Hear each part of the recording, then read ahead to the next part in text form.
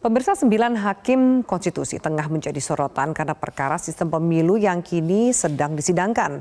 Siapa mereka dan seperti apa rekam jejaknya dalam mengawal konstitusi di tanah air?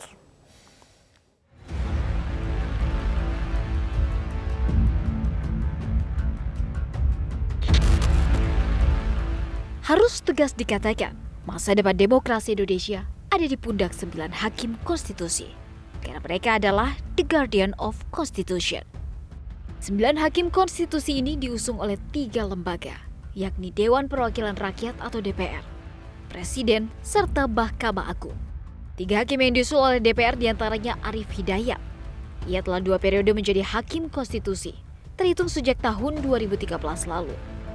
Namun, terdapat sejumlah kontroversi Arief Hidayat selama menjabat.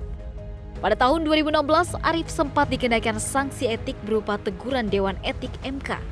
Ia dianggap membuat surat titipan atau KTBLC. Selain itu, saat memimpin MK, Arief juga disebut membuat putusan yang menguntungkan koruptor. Setidaknya ada 5 yang dicatat oleh Indonesia Corruption Watch.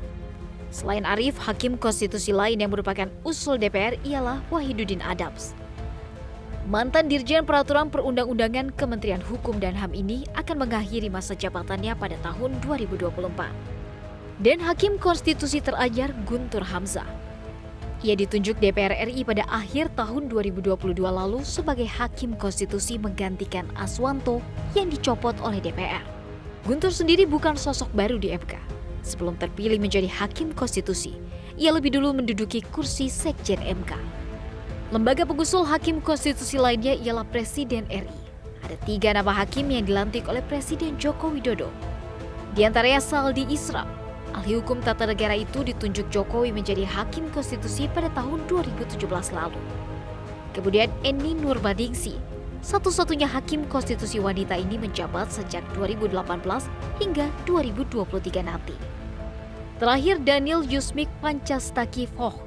Ia menjadi putra pertama dari Nusa Tenggara Timur yang dilantik menjadi Hakim Konstitusi di tahun 2020 hingga 2034. 3 mantan Hakim Agung yang kini duduk sebagai Hakim Konstitusi, Anwar Usman, Suhartoyo, dan Manahan Sitompul.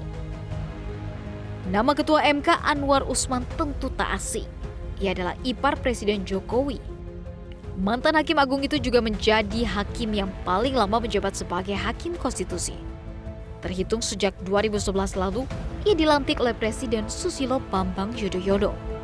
Anwar sendiri merupakan Hakim Konstitusi ke-7 yang diusulkan MA, serta ia pula Hakim Ketua Sengketa Pemilu tahun 2019. Hakim lainnya yaitu Suhartoyo.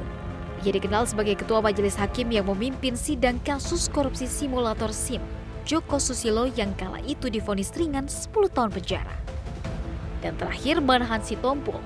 Mantan Wakil Ketua Pengadilan Tinggi Banjarmasin ini mengucap sumpah jabatan pada tahun 2015 lalu. Sementara masa jabatannya berakhir Desember 2023.